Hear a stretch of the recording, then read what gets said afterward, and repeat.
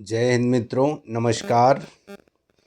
आज हम लोग 8वीं कक्षा के पाठ दूसरी धातु और अधातु विज्ञान बुक का चैप्टर को देखेंगे। इसके जो ऑब्जेक्टिव प्रश्न है, वस्तुनिष्ठ प्रश्न है, उसके कुछ महत्वपूर्ण प्रश्न को आज हम लोग जानेंगे। यह आपके परीक्षा के लिए काफ़ी महत्वपूर्ण हो सकता है, तो आप इसको ज़रूर याद कर लेंगे, बार बार पढ़ेंगे, जिससे आपके परीक्षा में कोई भी प्रश्न छूट ना पाए। आप मेरे चैनल में यदि नए हैं तो सब्सक्राइब और लाइक ज़रूर करें यदि अच्छा लगे तो। चलिए शुरू करते हैं आगे के प्रश्न। पहला प्रश्न है एक मुलायम धातु जिससे चाकू से काटा जा सकता है, उसका क्या नाम है? चांदी, सोडियम, पारा, सोना। तो वह धातु होगा जिससे चाकू से आसानी से काटा जा सकता, वह है सोडियम।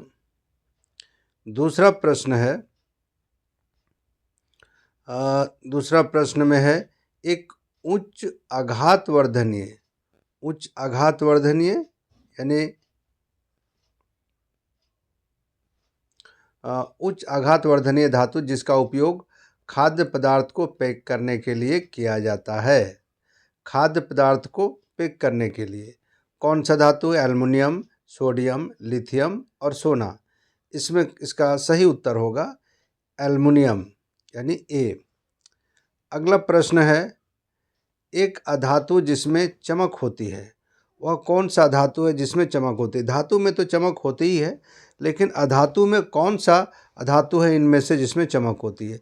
तो वह होगा आयोडीन। आयोडीन एक ऐसा धातु है जिसमें चमक पाया जाता है। अगला प्रश्न है किस धातु की भौतिक अवस्था द्रव्य रूप में होती है? ऑप्शन है जिंक, तांबा, पारा और टीन। इनमें से सही उत्तर होगा पारा। पारा एक धातु है लेकिन वह द्रव्य अवस्था में पाया जाता है। नेक्स्ट क्वेश्चन है निम्नलिखित में से किसको पीटकर पतली चादरों में परिवर्तित किया जा सकता है? तो इसका सही उत्तर होगा जिंक। जिंक को आप पीटकर पतली चादर में परिवर्तन कर सकते हैं। अगला प्रश्न है निम्नलिखित में से किसको पिघलाकर नया रूप दिया जा सकता है? जी हाँ, लोहा। लोहा को आप पिघलाकर आसानी से नया रूप दे सकते हैं, क्योंकि बाकी जो है इधर अधातु है। दूसरा प्रश्न है प्रश्न नंबर 7, निम्नलिखित में से किसको पतले तार में परिवर्तित कर सकते हैं? पतले तार, तो किसको पतला तार बनाया जा सकता है? बिल्कुल सल्फर है, सोना है, फास्फोरस है और कार्बन है। ये तीन जो है सल्फर, फास्फोरस, कार्बन, ये अधातु है। इसमें से सोना एक धातु है जिसका पतला तार बनाया जा सकता है, तो इसका सही उत्तर होगा सोना। अगला प्रश्न है एक्सरे में किस धातु का उपयोग किया जाता है? एक्सरे में लेड का उपयोग होता है। एक्सरे में किसका उपयोग होता है? लेड का उपयोग होता है। दूसरा प्रश्न है किस अधातु का उपयोग जल के शुद्धिकरण में होता है? तो इसका सही प्रश्न होगा क्लोरीन। क्लोरीन अधातु है जिसका उपयोग जल का शुद्धिकरण में कीड़ा मकोड़ा को मारने के लिए होता है। नेक्स्ट क्वेश्चन है पुल निर्माण में किस धातु का उपयोग किया जाता है? तो आप सभी जानते हैं कि पुल निर्माण में धातु का जो उपयोग होता है वह है लोहा। लोहा का उपयोग किया जाता है। अगला प्रश्न है थर्मामीटर में किस धातु का उपयोग होता है? जी हाँ, बहुत महत्वपूर्ण प्रश्न है। ए है पारा, बी ब्रोमीन, सी है आयोडीन और डी है सोडियम। इसमें पारा धातु का उपयोग होता है। यह कई प्रश्नों में कई बार पूछे गए हैं। यह बहुत ही महत्वपूर्ण प्रश्न है, इसे आप जरूर ध्यान में रखेंगे। दूसरा प्रश्न देखेंगे कि दूसरा प्रश्न क्या है। आते हैं आगे। दूसरा प्रश्न है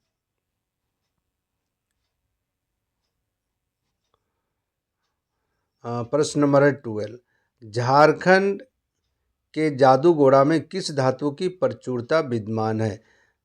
तो झारखंड के जो जादूगोड़ा है वह एक बहुत ही महत्वपूर्ण धातु है और बहुत कॉस्टली धातु है, काफ़ी कीमती है, और वह धातु का नाम है यूरेनियम।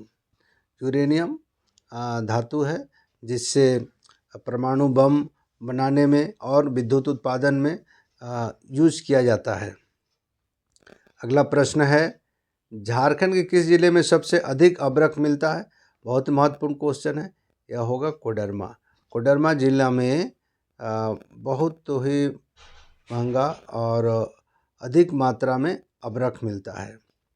क्वेश्चन नंबर 14 है, झारखंड के किस जिले में एल्युमिनियम अयस्क की प्रचुरता विद्यमान है? यदि अधिक मात्रा में एल्युमिनियम का अयस्क निकाला जाता है, और वह आंसर होगा लोहरदगा। लोहरदगा में एल्युमिनियम का अयस्क, जिसको बॉक्साइट भी कहते हैं, काफ़ी मात्रा में वहाँ है और काफ़ी पहले से निकाला भी जाता है। अगला प्रश्न है, वनस्पति घी के उत्पादन में किस धातु का उपयोग होता है? देखिए, अच्छा क्वेश्चन है। हाइड्रोजन। हाइड्रोजन का उपयोग वनस्पति घी के उत्पादन में किया जाता है। दूसरा प्रश्न है, अंतरिक्ष शोध में किस धातु का उपयोग होता है? बहुत ही महत्वपूर्ण क्वेश्चन है। सोडियम धातु का उपयोग अंतरिक्ष में होता है। जैसे कि आप जानते हैं, सोडियम को बहुत आसानी से काटा जा सकता है, धातु है फिर भी इसे चाकू से काटा जा सकता है। इसके बाद कुछ रिक्त स्थानों को पूर्ति करें, खाली जगह को भरने के लिए भी कुछ प्रश्न आते हैं। चलिए देखते हैं। ग्रेफाइट का उपयोग, यहाँ खाली जगह है, के लीड बनाने में किया जाता है। ग्रेफाइट का उपयोग किसका लीड बनाने में किया जाता है? तो पेंसिल का जो लीड होता है उससे आप ग्रेफाइट का उससे लीड बनाया जाता है, पेंसिल का उपयोग। दूसरा प्रश्न है कि खाली स्थान यहाँ देख रहे हैं, एकमात्र ऐसा धातु है जो अत्यधिक कठोर होता है, और वह कौन धातु है? हीरा। यहाँ होगा हीरा। हीरा एक ऐसा धातु है जो काफ़ी कठोर होता है। क्वेश्चन नंबर 3 है, फास्फोरस बहुत तो सक्रिय यानी क्रियाशील अधातु है। फास्फोरस बहुत अधिक क्रियाशील रहता है। क्वेश्चन नंबर 4 है, धातुएं खाली जगह है और विद्युत की सुचालक होती है। धातु उष्मा, यहाँ होगा उष्मा और विद्युत की सुचालक होती है। क्वेश्चन नंबर 5 है, धातु अम्ल से अभिक्रिया कर गैस बनाती है। कौन सी गैस? जब भी धातु अम्ल से अभिक्रिया करता है तो हाइड्रोजन गैस बनाता है। हाँ, हाइड्रोजन गैस बनाता है अम्ल से अभिक्रिया करके। दूसरा प्रश्न है कि सबसे पुराना धातु क्या है? सबसे पुराना धातु कॉपर है। कॉपर यानी तांबा। तांबा क्या है? सबसे पुराना धातु है। क्वेश्चन नंबर 7, खाली स्थान है, एक अधातु है परंतु विद्युत का सुचालक है। मानो अधातु भी है लेकिन विद्युत का सुचालक। साधारणतः अधातु विद्युत के कुचालक होते हैं। तो अधातु है ग्रेफाइट। क्या है? ग्रेफाइट। ग्रेफाइट अधातु है और विद्युत का सुचालक है। क्वेश्चन नंबर 8 है, अक्रिय गैस का उपयोग गैस बैलून को भरने में किया जाता है। देखिए, बैलून में एक ऐसा गैस भरा जाता है जो अक्रिय है, जो किसी से प्रतिक्रिया नहीं करता, नुकसान नहीं पहुंचाता। वह गैस है हीलियम।